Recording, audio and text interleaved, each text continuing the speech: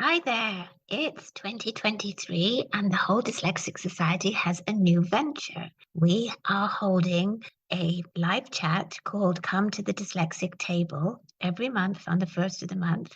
And then we are making a podcast from that recording. And the first one we'd like to welcome you to is a podcast on time blindness. We have Sharon Roberts here from Ontario. We have Paddy Carson from Edmonton. Laura is on Bowen Island, and she is the wonderful person who organizes us and keeps us literally on time. What we'd like to do today is talk about time and as it affects people who have dyslexia or maybe just learning challenge of some sort. And the short story is that people often don't do well with time. They can be late, they can be early, they can have no concept what time feels like. And Sharon is talking about it being called time blindness. And I would like to ask everybody here to, first of all, give us examples of when they feel challenged by time, when they feel they haven't got enough or when they have too much, or any examples of how time is a bit of a challenge to you or the people that you work with, or your family, or your friends. Well, I'm going back to when my children were still at home, and you have to get them ready for school and get them out and then get to work. And it's not that simple because there's arguments or discussions or hesitations or whatever, or they can't find things, and then you're looking around. So that was always a very stressful point in my day, was getting everybody out the door and off to school. And mine was the exact opposite with Nicholas, because he'd be at school at the end of the day and he would keep saying, don't hurry me, don't hurry me. As meanwhile, the school buses left, the children finished playing in the play, the teachers were going home and the cleaner was moving in. And his whole thing was, well, you're hurrying me. And he had no concept that we had been there for half an hour, 45 minutes. His time was even worse than mine. For me, it was with Lacey, my daughter, being dyslexic. The language around time was so interesting. The tomorrow and yesterday was always, mixed up and confused. And so, but I would know what she was talking about, or the months, like what month is it? What does that mean? And so the relationship to time in that way, and what time of year and what time of month, and was it last night or tomorrow night or yesterday or today? We kept it very light and fun, and it was not stressful, and it didn't impact her life in any way. And really, to this day, as an adult, every once in a while, it'll be like yesterday when she means tomorrow, or that sort of thing. So for me, I just always observed that relationship to the language around it and what her concept of time was. Yeah. I have a new student, not sure if he's dyslexic or just what his problem is just yet. I only see him once a week for an hour. Right now, he's having a hard time just remembering the days of the week in order. And the dad said that even his older siblings are not even named the days of the week. I started Googling activities and whatnot, and that's how I found this webinar today as far as time blindness. And I'm wondering, I think it's very common, honestly. Sharon, Paddy, and I, we work with students who have dyslexia, and we hear wonderful things like, I think I'll do that yesterday. What did we do tomorrow? It's fantastic. I just love it.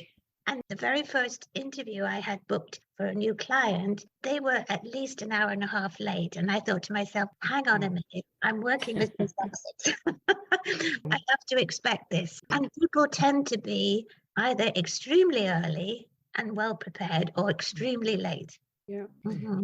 I was thinking of a client that I had, which was one of the reasons why I wrote the article, and he had no sense of time. We would be working together and he felt like he needed a break every 3 minutes. And I'd say, well, in about 15 minutes, without exaggeration, within a minute, he says, is the 15 minutes, is it up? And I can imagine what he does in school, because I've never met anybody with such a poor idea of what time was. Yeah, and that was a challenge. It's surprising how many time words we use. When and then and now. And then we say things like, hurry up and don't be late. And you've only got 5 minutes. They have no clue what 5 minutes means. I think maybe this might be the right time to introduce the idea that actually nobody even tells us what the meaning of time is. Sharon and Patty and I, we do talks, and very often I say to the teachers, so what does time mean? And most teachers, you find they just tap their watch. And I'm thinking, well, yeah, sure, that's where we measure time, but what is it we're measuring? Would you like us to tell you the meaning of time? What would you think it might be? The meaning of time? Time is elapsing from one moment to the next, I guess you could say. I haven't really thought about that either. Nobody does, you're right. And isn't that crazy that we have all these things that time relies on? You know, we have appointments and we have flights to catch and we have all these things that totally rely on us being on time. But honestly, truthfully, I don't ever remember anyone at school telling me what time meant. I remember studying the idea of time, but not related to time on a watch or time on a calendar meant. And it was never connected to that. It was just, this is what happens. So this is our definition of time. Time is a measurement of a change in relation to a standard. And what we do with our clients is we ask them what a standard is. And I explain to them that a standard is something that never changes. So obviously, if you're going to compare yourself to someone in terms of height, you can stand back to back with them and you can see who's taller and who's shorter, but you won't know what the actual measurement is unless you stand next to a meter stick. That's the standard that never changes. The point is, the standard when you're talking about time is the Earth's rotation on its axis for a day and the Earth's rotation around the sun for a year. We measure on watches and calendars the different changes that occur during the day. So in other words, you can say, I get up at 8 o'clock, I go to bed at 10 o'clock, and there's your change. And you've measured it on a watch, and then it's in relation to the Earth's rotation on its axis. Hopefully what that does is give a person the concept of what time is, and then you can start adding the words. I can't really imagine having a life with no sense of time because everything I do relates to time.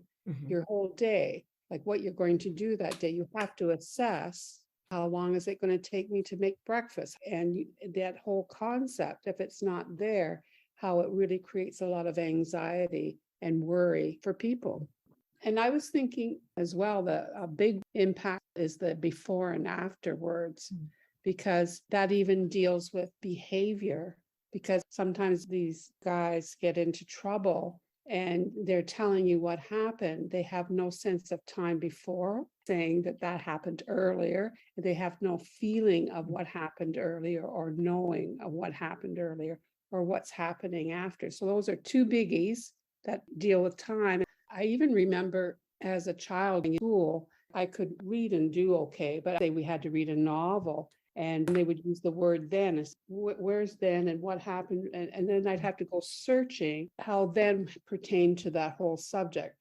Now it's probably a trigger for all kids, a word they don't like. Have you come across challenges with children when they have to do time tests? Yeah. I've never really understood the need for those timed tests when the children are asked to do so many math questions in a minute. I think they call it the mad minutes or something like that. It doesn't make any sense to me because some people walk slowly, some people walk fast, some people can eat slowly, some people can eat fast. Why are we meant to do math at the same speed? And I think the problem is that speed is mistaken for automaticity or mastery. And the teachers seem to think that if they can do these questions quickly, then they've totally got it and it's part of them. But some of the children can totally do it. They just need to think about it a little bit more. Or they're just basically a little slower at the processing or the printing.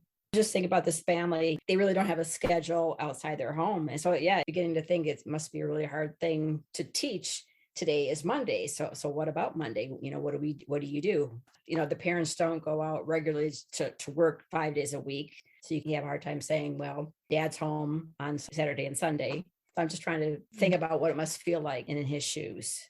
We do a lot of work with 3D models. We do a lot of work with plasticine clay. What I've suggested to children is make a model for what they normally associate Sunday with. You can jog their memories a little bit, and then they can make the word Sunday. And then on Monday, this often involves help with the parents too, because the child might not know what they're doing on Monday. Right. But, oh, well, you have piano practice on Monday. Maybe you do a Okay. little play piano, and then you put Okay. Monday next to it. And then Tuesday is hockey, and then you put a little hockey stick in the word Tuesday. And Wednesday, there's a little Okay. image for each one. Right. Whatever they can make a model of, they'll Right. have 7 little models, and then they'll have the 7 words alongside those models.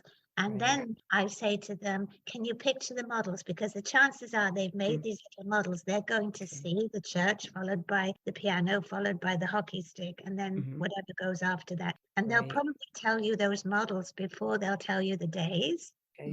And then you can ask them next time, try saying model and day. So, okay, church Sunday, and piano Monday, and then hockey Tuesday. And then ask them to say it without the model and just the days. So Sunday, Monday, Tuesday. I've found that that's been pretty successful. And you can do that with months of the year as well. Right. You can make a whole beautiful clay model. In Mm. January, we're all freezing. In February, where we're even colder. March is bulbs coming out, and April is Easter bunnies. You can go around the whole year with the different models. And again, I would ask them to picture the models first, and then cold, freezing, spring bunnies, and then add the month, and then try and go for the words afterwards. Because in our experience, the children will remember the models much easier than the word. Right. That sounds great. And there are experiences that everyone finds challenging when it comes to time. We don't have to have this wonderful gift of dyslexia to experience the challenges. For example, daylight saving, leap year, that can be a challenge from the way we feel when the clocks go back. I wonder if I can get away with this visual on the podcast. It's something that showed me how the feeling of time can be different as we get older. So can you imagine the number 8 on its side, and the part in the middle represents now, the loop to one side represents the past, and the loop to the other side represents the future. Now, when you're young, the loop that represents the past is very small, and the loop that represents the future is very large. When you're older, the loop that represents the past is much bigger, and the loop that represents the future is much smaller. That's depressing. And that's why we actually feel time goes faster as we get older, apparently. The trick is to be in the now, right? People spend thousands of dollars trying to be in the now. It's not easy. We spend a lot of time in the past and the future.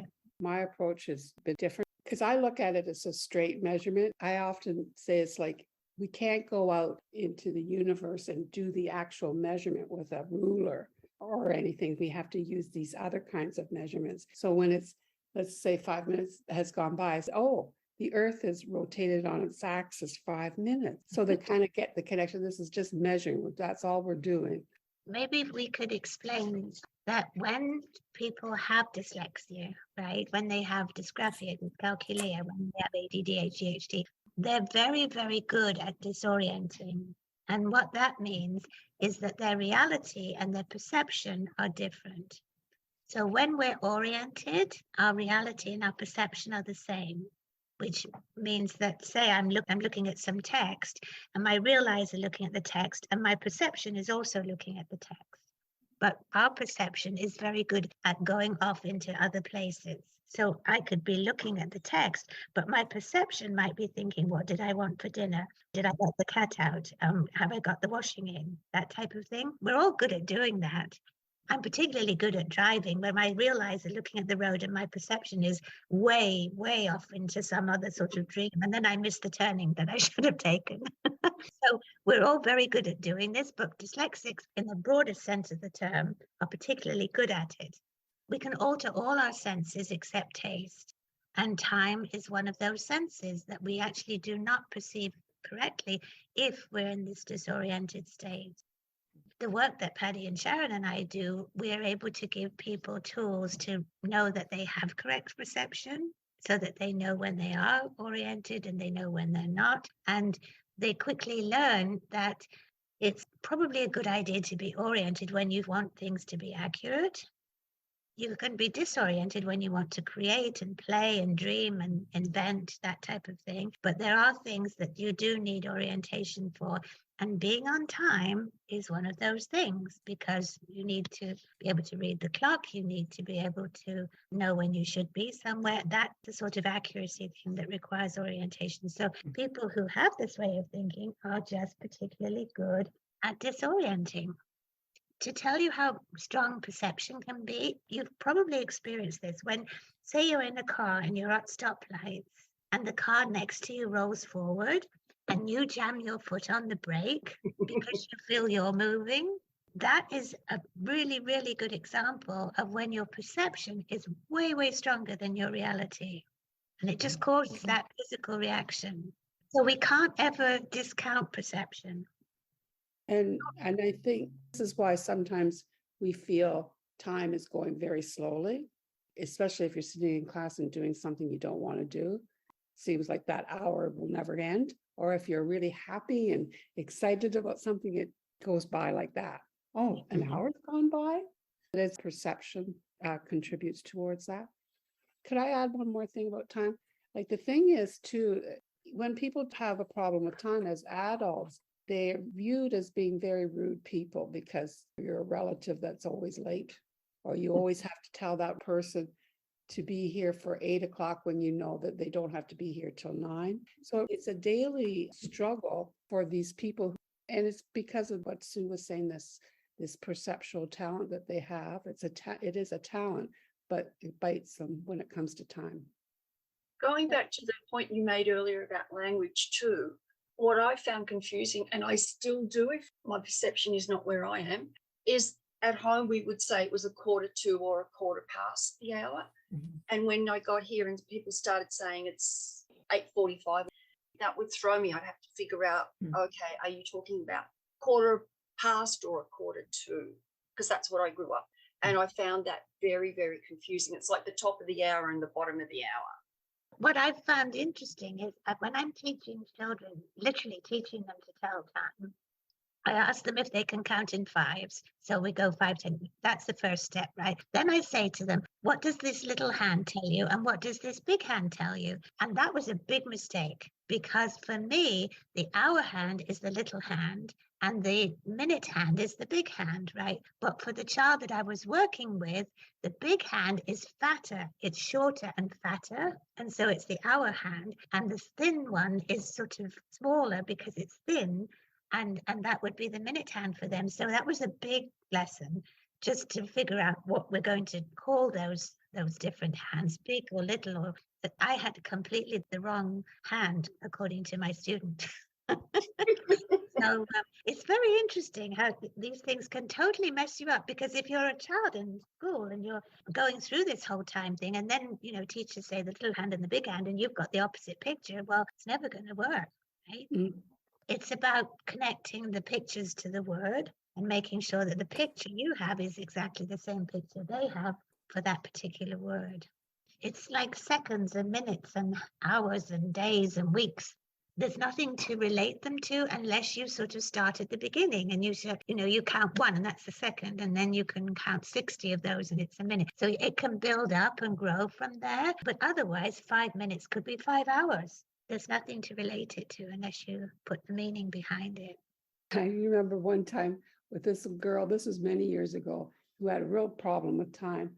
So I had her stand on one foot. And I said, how long can you stand on your one foot? I don't know. I can't remember what it was. Let's say it was 30 seconds. I said, do you think you can do it for 30 minutes? I think it dawned on her, okay, so 30 minutes means it's more than 30 seconds. And she said, no. But it clicked anyway. I don't even know, actually, to be honest, how it is taught in school. Well, yeah, I'm working with a second grader right now. And of course, kids have digital clocks everywhere. So like you say, they know what 2:45 is, but they don't understand that it's 45 minutes after the hour. I'm an interventionist, so that's what I feel I need to do, is to explain to them what that means, 15 after or 15 minutes before. And right, I don't think it's probably not written in the curriculum. You need to explain this, what before and after means, for instance. And that's a good point, because sometimes when we're working with a dictionary with the children, right, and we give them a word and we've explained they have to search for the letters, I actually never say, sorry, what's before C or what's after D, that type of thing. I just point, because again, their before and their after and their front and their back are not always the same as mine. And so if they're looking for the letter C and they happen to be in D, I'll just say, well, if you're at D, which way is C? And then they'll just point, which is much, much easier than trying to battle through words like before or after. Very interesting. When you actually figure out how the thinking works, it's very rarely the same as your thinking. You wanted to go through a typical scenario, Sharon. Let's pretend it's a child, and they get up at 7 o'clock in the morning. They have to catch a bus at 8:15. And so little Billy knows he has to go to school this day. So that's not the problem, but he's got to get ready. And then we're going to say mom's really organized, has his clothes laid out. He goes to his clothes and he gets his shirt and pants on. And then he sees this sparkly thing over in the corner. Oh, well, let me have a look at that. Now, this is when they disorient. Oh, they say, oh, it's that foil thing that makes the noise for the cat. Where's the cat? And off he goes. And this is what happens.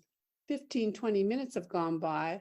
Mom comes in the door and sees this child is not even dressed yet. So now we have about 45 minutes ready to go. So if they're like me, they get mad. Move it. You only got 45 minutes left. So you supervise that. Then the child is upset. And then you're rushing them over to breakfast. They begin to eat. Then they're dawdling when they're eating. Let's say it's a bowl of cereal and they're stirring it with their spoon and they are imagining all these little things happening in their cereal. And again, they've lost time. It's to the point where they've got 2 minutes to catch the bus. And then they have to get the backpack all ready. And half of the stuff is left behind because they're rushed. Their shoes are untied, end up getting to school in a big mess, forgetting their homework, forgetting all kinds of things. And then that would be a typical morning of one of my guys when they were younger. And the thing is, the dynamic that happens is if there's more than one child, it really becomes an issue of this one child getting a lot of attention. The parent is getting exasperated. That's what I was thinking of a typical day. So it affects not just the child, but everybody that's around that child.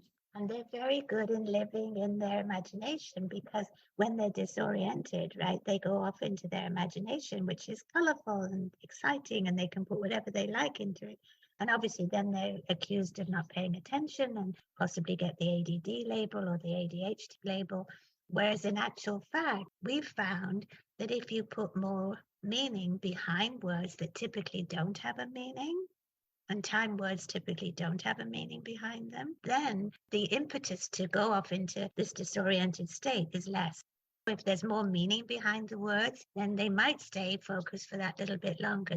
In our experience, it's because we use so many words that actually do not have a picture meaning behind them. I call the concrete words desk and table and chair, that type of thing. But when you have words like the and if and of, and yet all those sight words that you come up against at school, they just don't have picture meanings.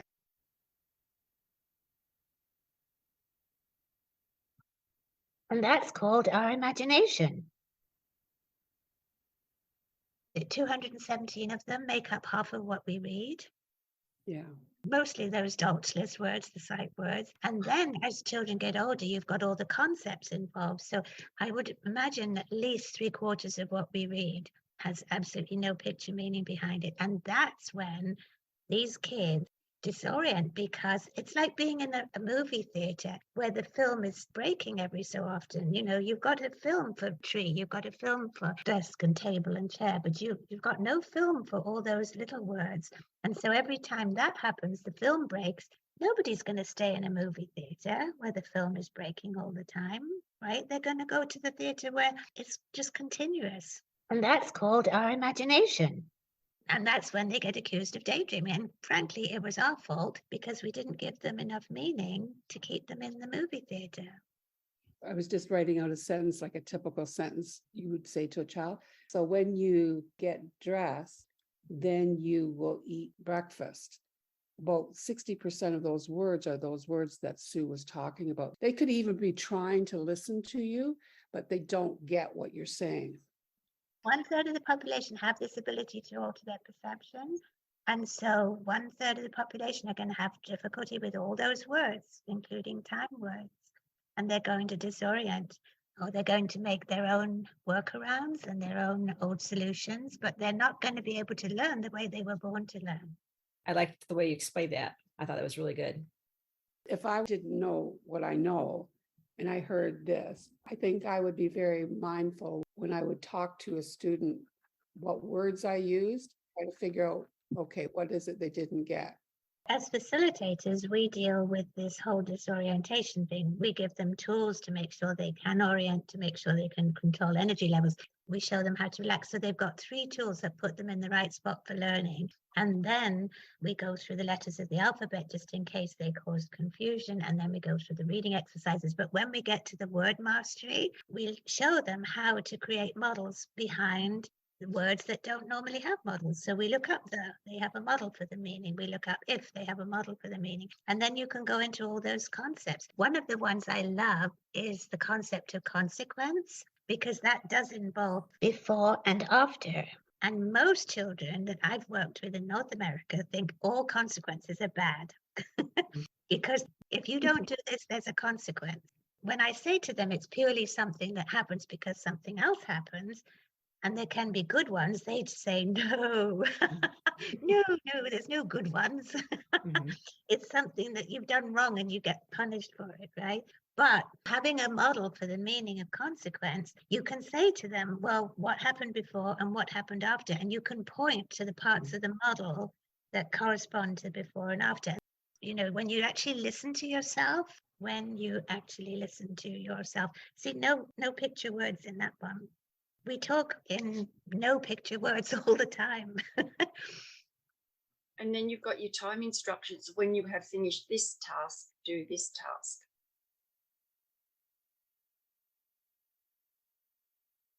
If I were to summarize, I'd say that possibly the biggest challenge with the concept of time is literally not knowing what it means.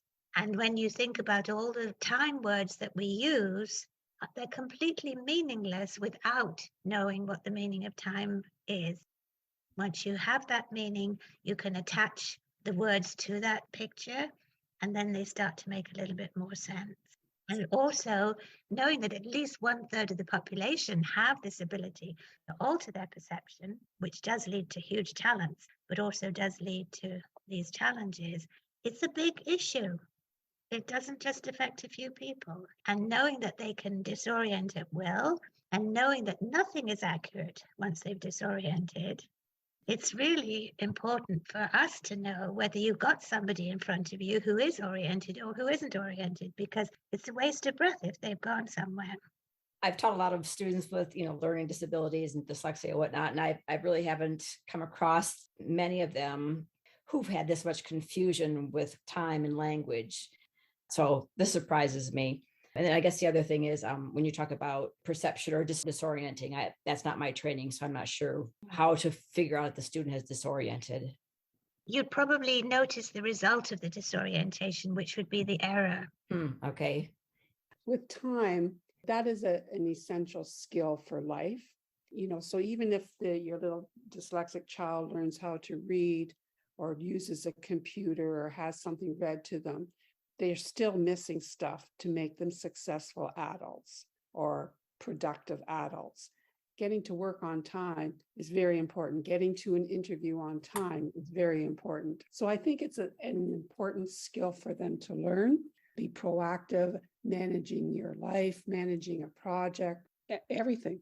So it's a big deal. And prioritizing. Right. And procrastinating, all these wonderful words. Yes, I like that. Well, I think we'll leave it there. And a huge thank you to everybody who joined us for the live chat. And thank you to everybody who's listening to this podcast. And Every month, the whole Dyslexic Society's newsletter will have an article which we will then discuss at this live chat. The live chat will always be on the first of the following month, and then we will make a podcast from the live chat. We hope that you've enjoyed this. We hope that you will join us for the next one, which is going to be entitled Finding the Invisible Dyslexic. Again, thank you for joining us, and we very much look forward to you joining us for the next podcast. Take care. Bye.